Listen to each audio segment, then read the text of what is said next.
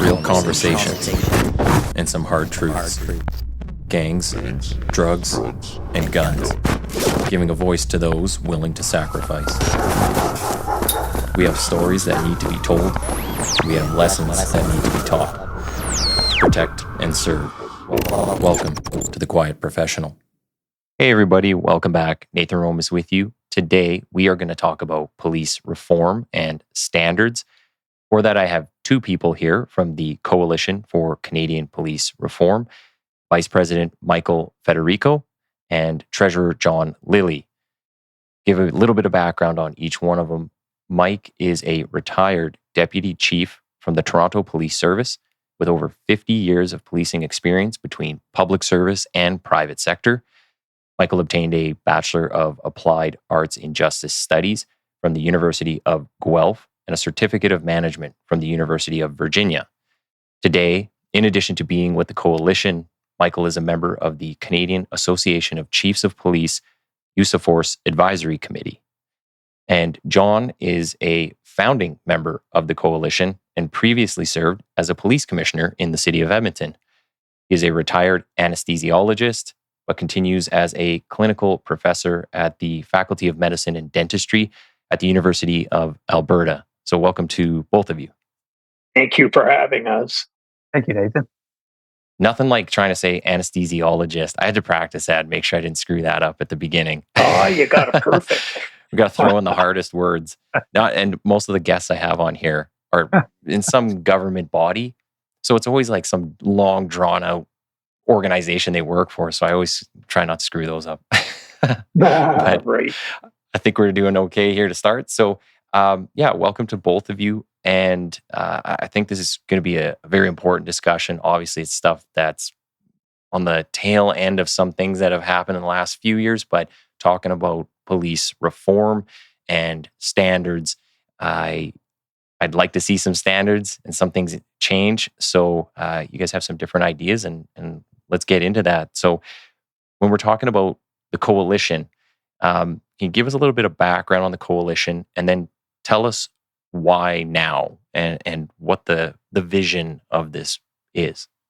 Well, thanks, Nathan. I'm going to go first since I'm part of the original foundations of the Coalition.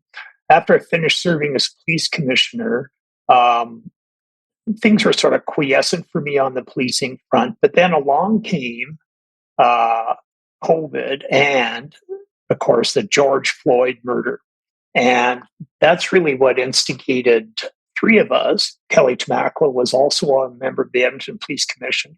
And Dave Castles, who is a former chief in Winnipeg, and I all wrote three separate op-eds. Kelly was about the realities of Black individuals emigrating as slaves, for the most part, into North America and sort of centuries of suppression or repression and racism that had happened, and how police were a component of that work, obviously, sadly. I wrote about the Royal College of Physicians and Surgeons as a model for how maybe police education could go in Canada. And Dave Castles wrote about the missing components of curriculum, how police needed to get back to fundamentals of peacekeepers, not peacemakers, was a phrase he often used in the beginning. Well, we got together, we talked, and then we started moving towards corporate body. So at first we met with Devon Clunas, who at the time was Inspector General for Policing in Ontario. We were introduced to him through Brad Cotton, who was a former police officer in Brantford and who was doing was going to start his PhD in police studies at the University of Edinburgh. He's almost finished that now. Well, Devon encouraged us. He introduced us to Michael Tulloch, who is the Chief Justice in Ontario. And eventually we knew we needed to move forward. And the initial board was actually more of policing pracademics, than it was actually active police officers. So we started by forming a nonprofit, and then in January 2022, we received charitable status. And our main activities from the time of formation were really about educating Canadians and police officers and politicians about the potential of a 21st century curriculum to uh, to support officers. None of this is about defund me, even though I mentioned George Floyd in the beginning. It's not about defunding. This is about supporting and uplifting police officers. And that is, of course, through enhancing trust in officers because they have the skills in their on their belt to to be able and capable of culturally sensitive policing, as an example. If they have knowledge of the cultures they're approaching in a call for service, and if they also have the superb emotional intelligence skills that will keep them aware of how the individual's behaving and how they're reacting, then I think only good things could come from the interaction. That would be my brief summary of our work to date. We've also done webinars, lots of webinars over the last 2.5 years. Okay. Are you the only organization out there that's pushing for this or this level of reform, or are you the largest one if there are other ones? In Canada, we're the only organized entity that's focused primarily on police reform. You hear bits and pieces that come out from different social agencies. For instance, here in Edmonton, the inner city social agencies were part of working with the Edmonton Police Service on the community Hmm. safety and well-being initiative, and that was a desire to see systems change, and also a difference in how police respond to those calls for service. So, in response to a lot of reviews that have taken place right across Canada, the innovators and pioneers of the C-CPR recognized that a cohesive approach to policing was what was needed, a national approach rather than local responses.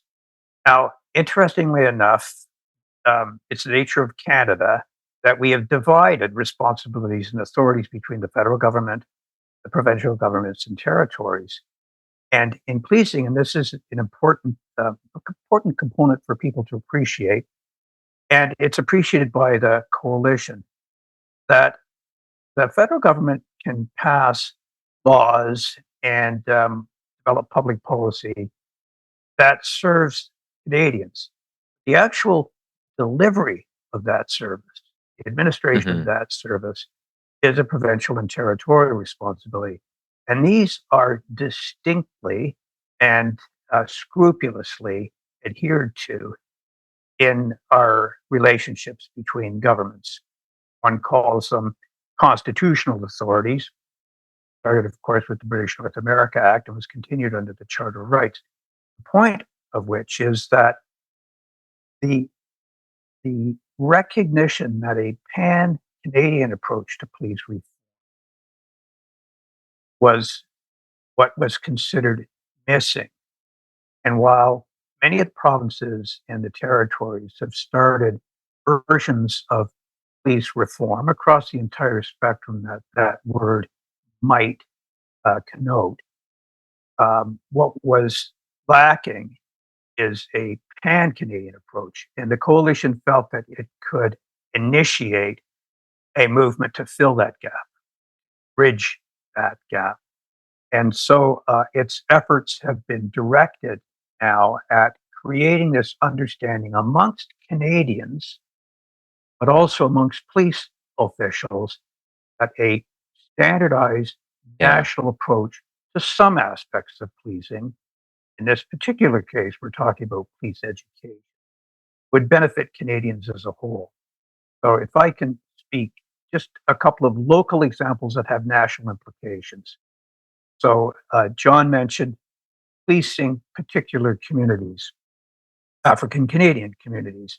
African Canadian um, uh, community has emerged as a product of North America-wide phenomena, both the slave trade and then, of course, post Second World War immigration patterns, sometimes tense relationships with its institutions, and particularly policing. And that transcends communities, even though the effects can be felt very locally. And so police officers, particularly, but police agencies generally, need to appreciate that there is this larger perspective in our relationship with our communities that needs to be understood by those who deliver policing. In the same way, our relationship with our Indigenous community, deeper understanding of their situation, their condition, their history would benefit both the police officer and the civilian member who's serving that community. But obviously, because of the insights that the police service has and the programs that it develops as a result of those insights would benefit the community. I'll use one small example. The Inuit community has negotiated with the RCMP a particular approach to policing in Inuit communities. There's a focus around violence against women and how the RCMP can best serve the communities in the situations and circumstances in which those communities are remote, they're under-resourced. These are the types of knowledge that are essential, we believe, for a police officer to have serve their community. And that's distinct from training, where skills transfer, how to actually, say, interview somebody or collect evidence forensically, patrol effectively.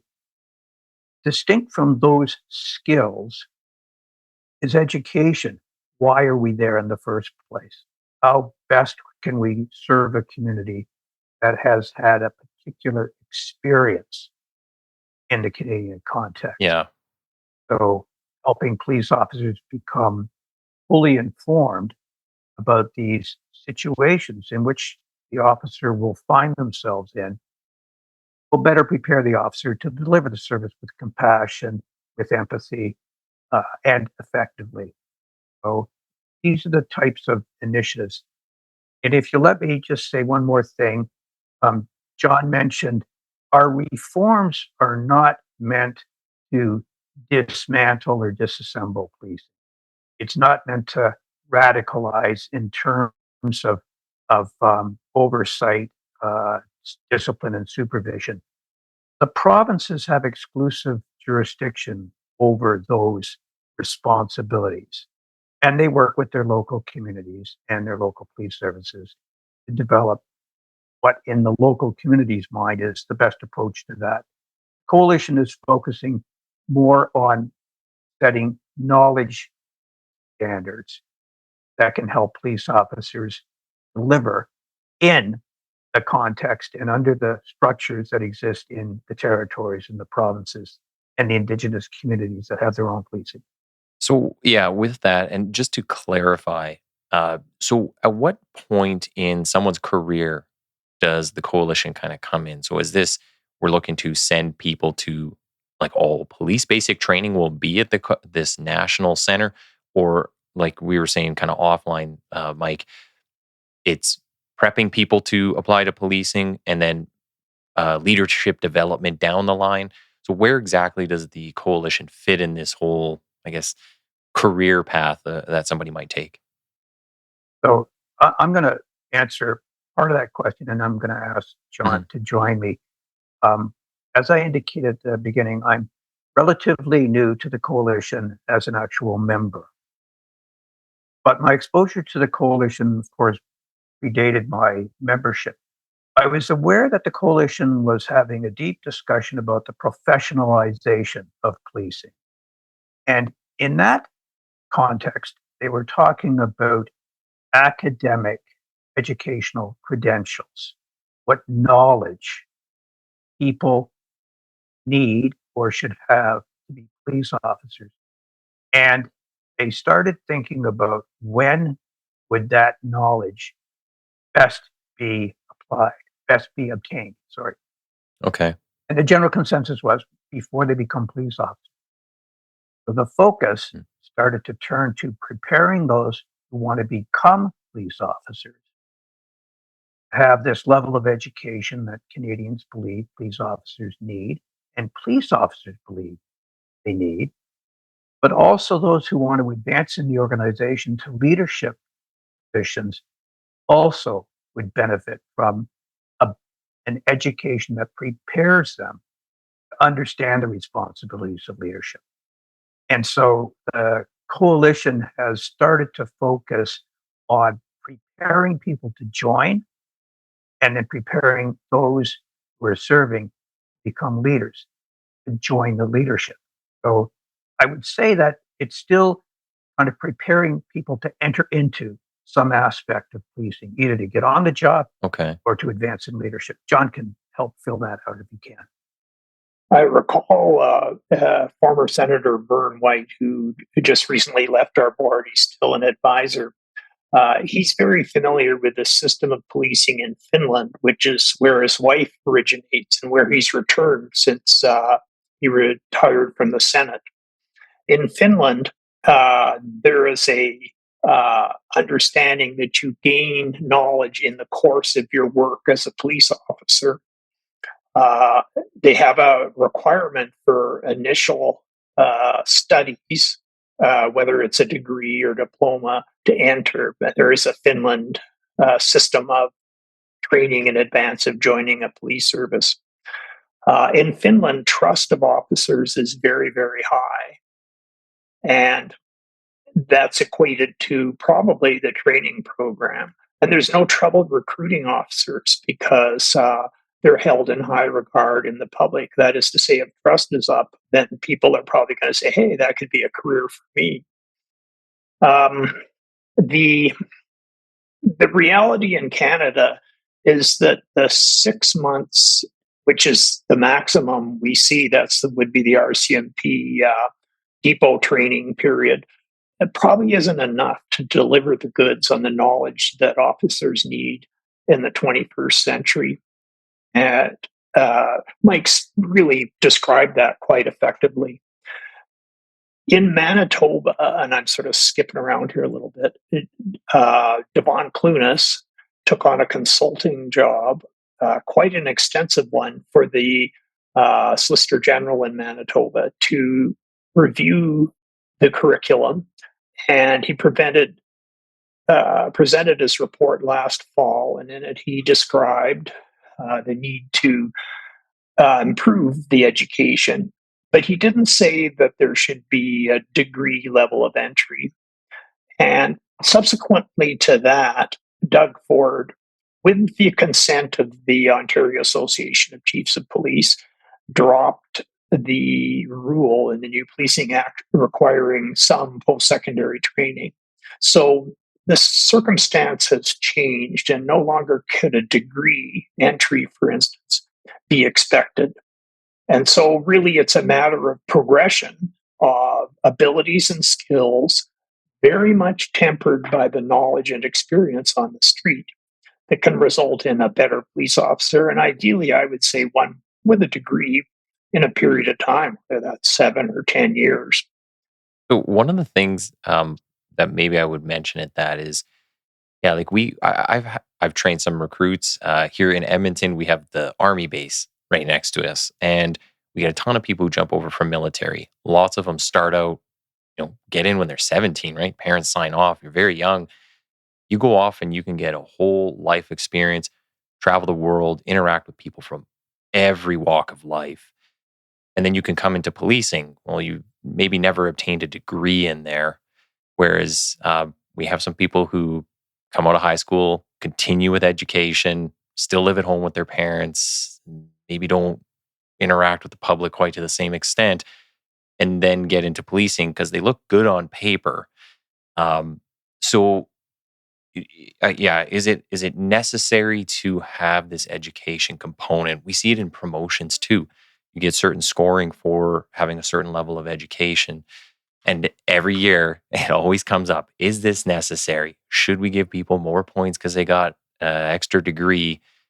And right now, as far as I understand, it doesn't even say what type of degree you need. So yeah, I think it's a very good conversation, very fair conversation to have. Like, what exactly do we expect of the people coming in?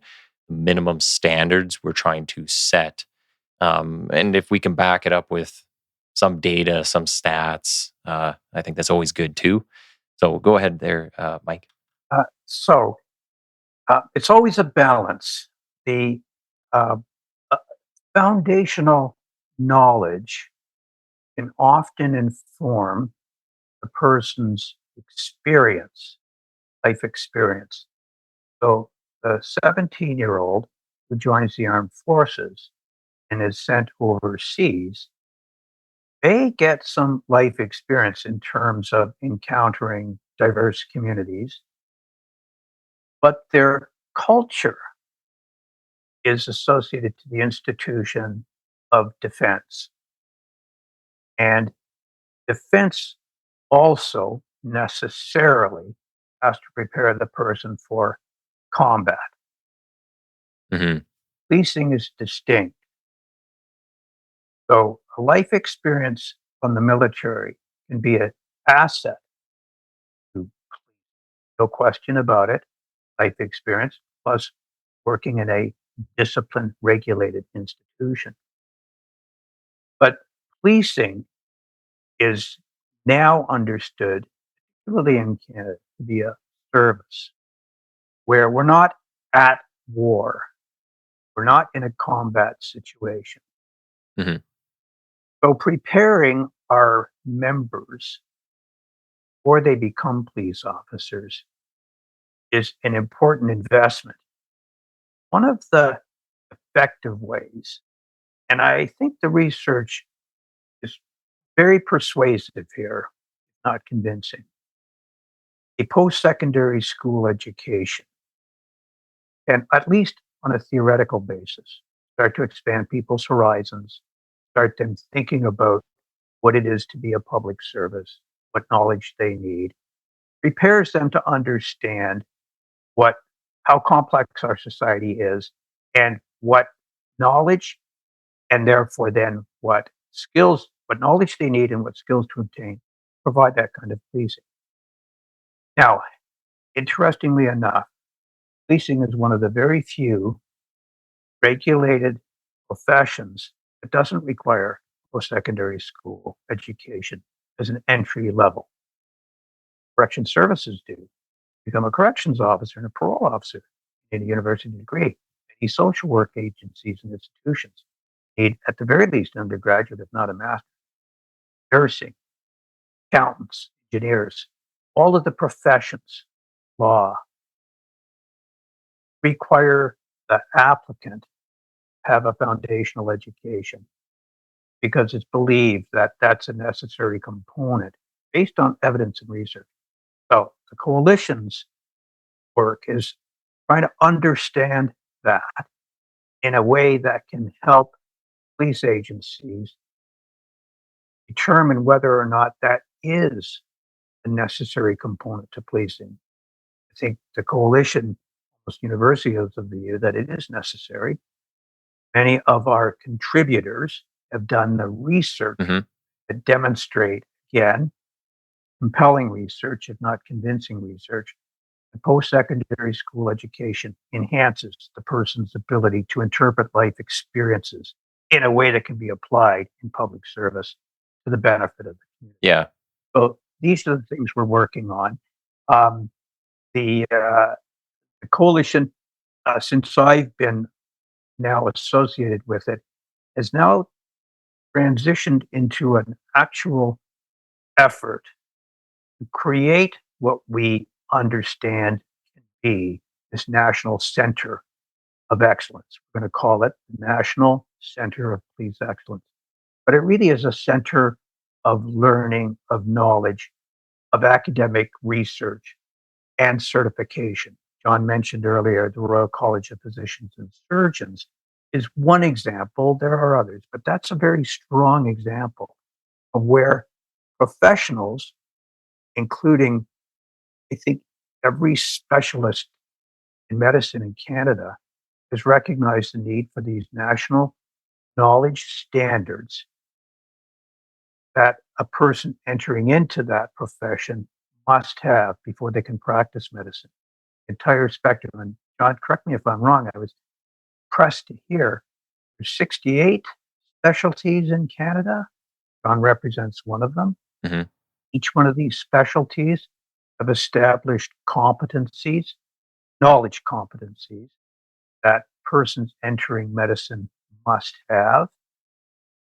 That gives Canadians a great deal of confidence in the medical support they can get, that they receive in Canada. It's one of the highest rated professions in Canada in terms of public confidence and faith. I'm kind of wondering, like, so when we say professionalize, and we're talking about specialties, especially for policing, generally specialties come, 5 years, 10 years, like later in your career. So we're talking also about professionalizing the whole front line of policing. Um, I'm wondering, what's the ultimate goal of that? I get we want to instill trust in the public. We want to get that trust from them.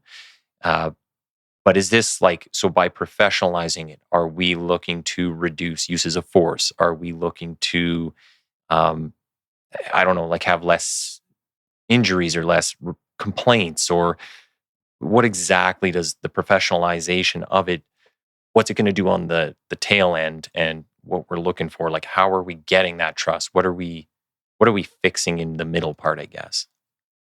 I think that's an excellent question. And since John served as a governor of policing, setting Mm-hmm. the principles and policies under which the police service would operate, I think it'd be appropriate for John to lead off. Certainly, I can weigh in as a commander of policing and what we expected professionalism to mean in terms of service delivery as an operational aspect to it.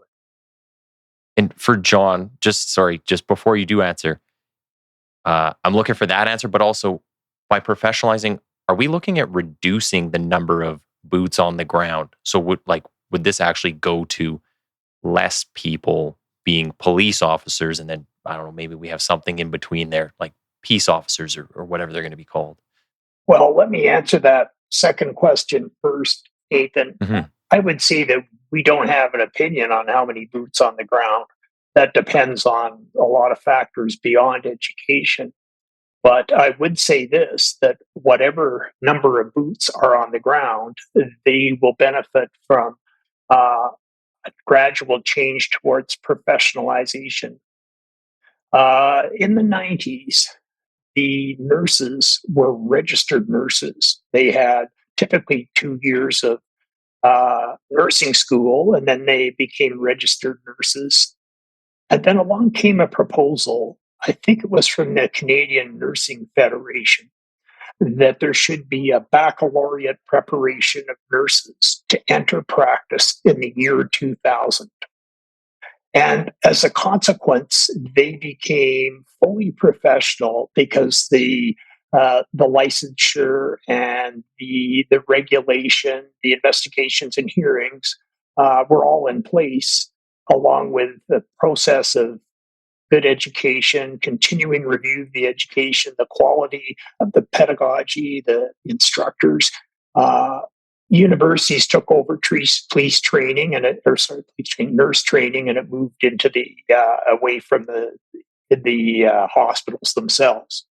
So there was a transition, and there were a lot of nurses who said, "Look, I mean, I don't have my degree. I'm too far along to get my degree, and what's this going to mean to me? Am I going to lose my job?" But they were grandfathered, and now, since 2024 years have passed, and last year the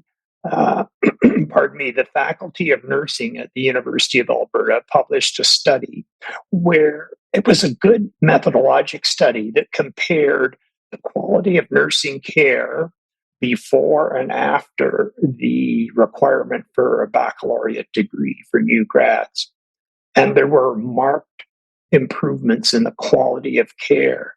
Now, I'm not considering the crisis we have today related to healthcare in general and the inadequate numbers of physicians, doctors, and nurses and technicians. But in terms of the bedside care, they saw a good defined improvement. And so that's a model that I see as police would eventually move to over time. First, the educational side, the recruits, and then probably the next stage would be the professional development of serving police officers from the perspective of career advancement. Now, Okay. earlier, Mike mentioned the need to have suitable candidates, like our military retirees, suitable policing candidates. That reminded me, and this was a light bulb moment for me last night. I was reviewing a 30-minute video by Dr. Ken Harris, who 2 years ago retired as the vice CEO of the Royal College of Physicians and Surgeons.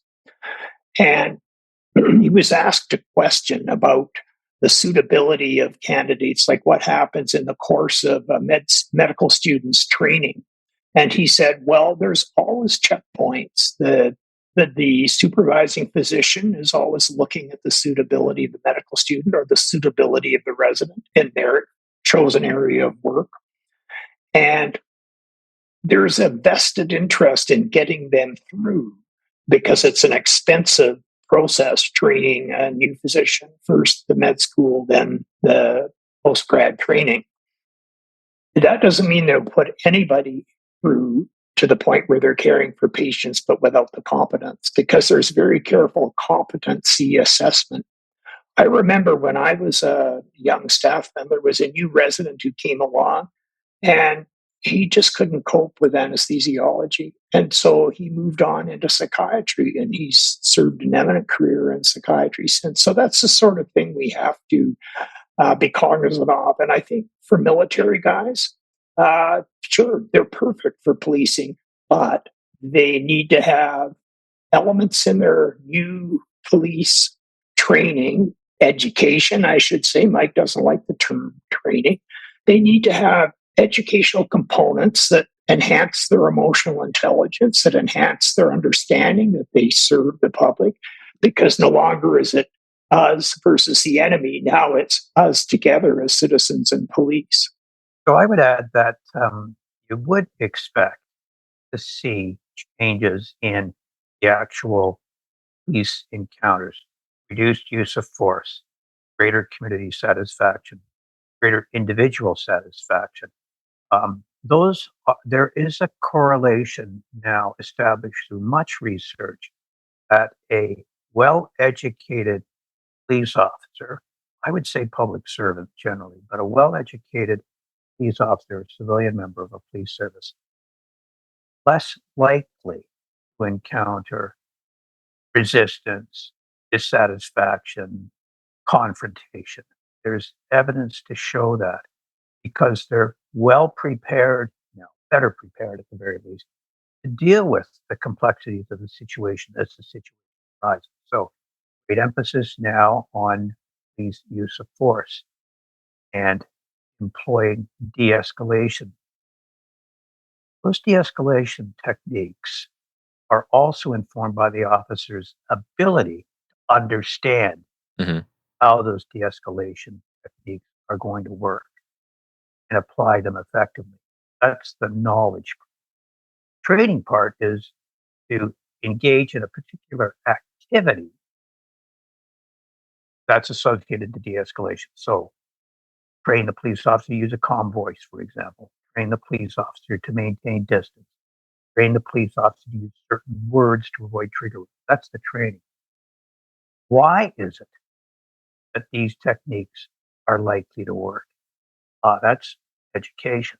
That's the foundational knowledge that the officer or the civilian member, depending on the circumstance, buys into it and applies it with sincerity, with a genuine interest in resolving the situation without confrontation. And you can understand any encounter in the community, taking a statement from a complainant or a witness, a traffic stop, a civilian specialist who's dealing with a cybersecurity, the information technology side of policing, all of the records management.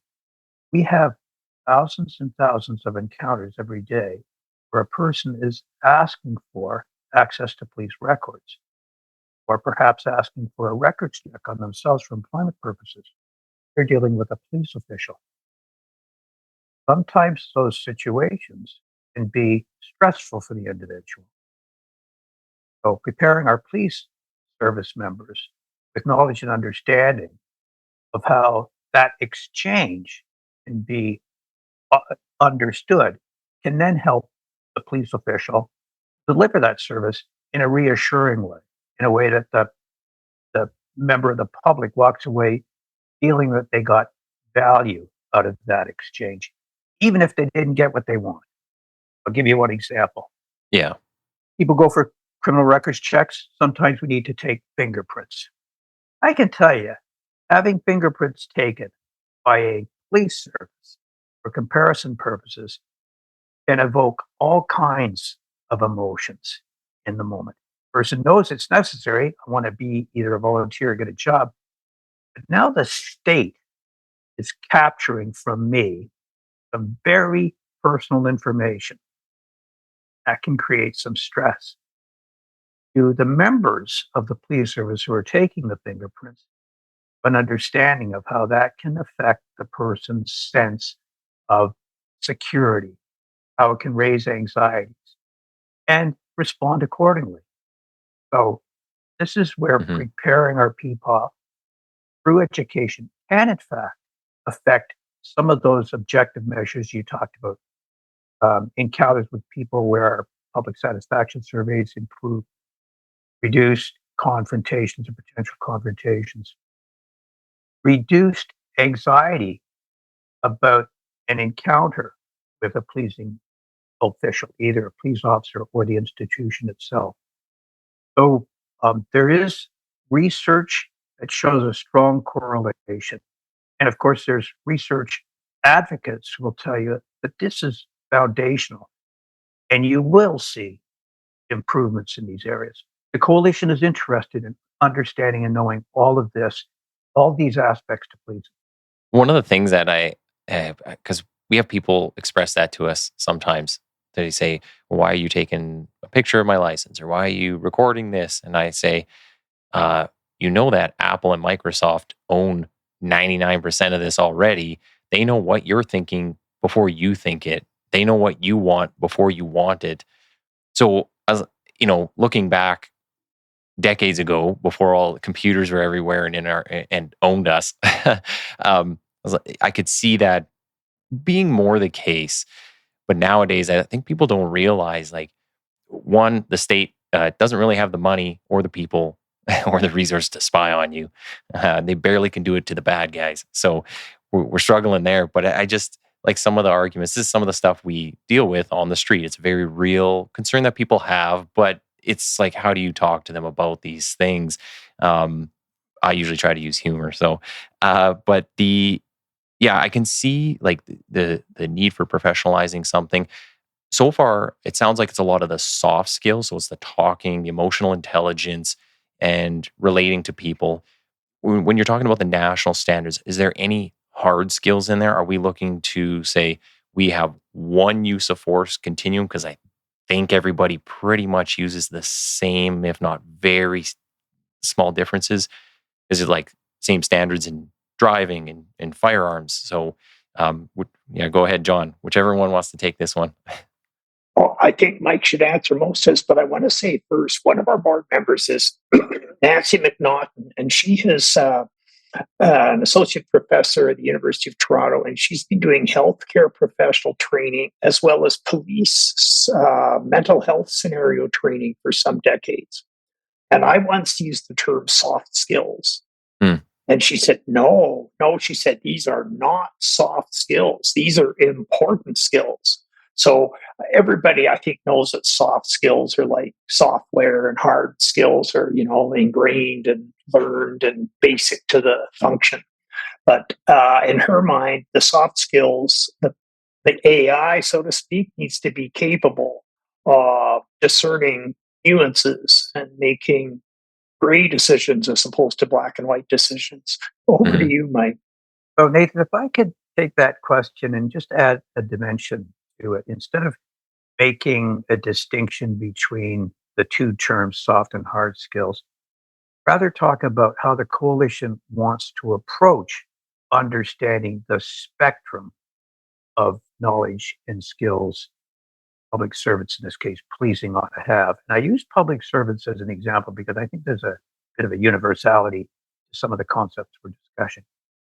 So, a national center that researched what kind of knowledge will best prepare a person to be a police officer or a member of the police service. And it can consider those um, knowledge and understanding around emotional intelligence, around empathy, but it can also look at procedural justice, respect and upholding the Constitution. It can look at what education, what courses, what curricula out there addresses this area of understanding that a person who wants to be a member of a police service ought to have. Then the center would do that research. We envision the center being composed of peer recommended policing experts, obviously academics and practitioners of policing, but also broad and significant community representation. I would maintain that community members are experts in because they know what kind of policing benefits their community. Ask any Indigenous community, and it's very topical right now. Level Mhm. and type of policing that they experience. They know what kind of policing they want. And some of them have taken the steps to actually create their own police service because they understand it needs to be culturally informed. I don't even want to use the word culturally That's a big discussion in Alberta, yeah. exactly. And it's a distinction between being sensitive and being informed. Being sensitive is how you deliver it in a way that's compassionate. But why is it that culture matters in community policing? You don't get a chance to deeply explore that in training. Training is giving you the skills. We need to get you functional. That's the practice of policing. You need to understand why it's so important and why the community, first of all, wants this, needs it, and then better responds when they receive that kind. So this is what the National Center would be able to do. And it would be able to assess the quality of the training. John mentions the pedagogy. Can it be delivered? Can the education be delivered in the most effective way? Because some of these topics can be thrown up online, 30-minute session. The participant, takes part in some little interactive question and answer on a video and quote gets a certification. A lot might suggest that's woefully inadequate. Checks a box. That's not really what the Mhm. community and what police are looking at. So the National Center would be able to do the research into the questions you've asked. Is there a distinction? Ought there to be a distinction between hard and soft? Maybe it's a continuum. I suspect that's what we'd likely find. But let the center, composed of these experts, community membership who have lived experience, along with academics who do the research and the practitioners who deliver it. This would be a powerful organization to aid policing right across Canada, irrespective of the Okay. community they police. That would be what we're working towards. So one thing just want to jump to before we run out of time is we have a former commissioner and a deputy chief.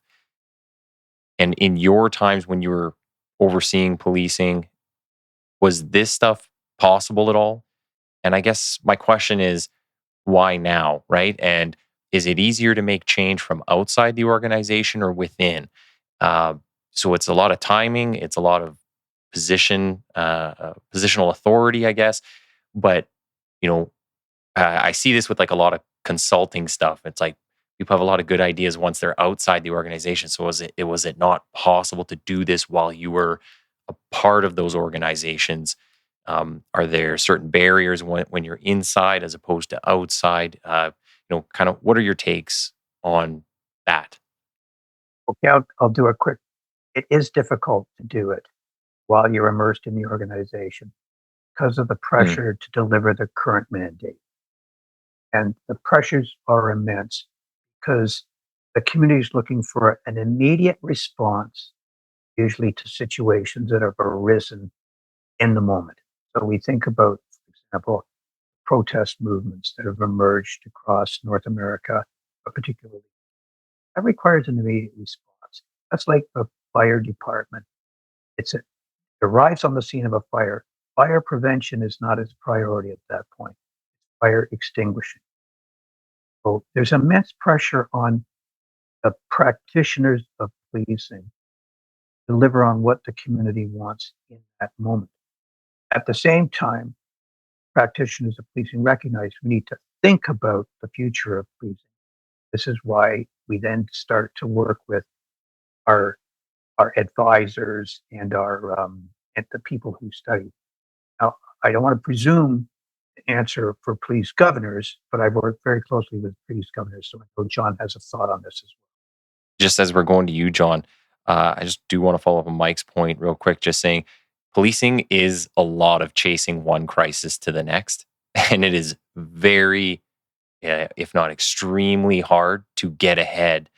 Proactive policing, those sorts of things, they always take a back seat to the big call coming in, right?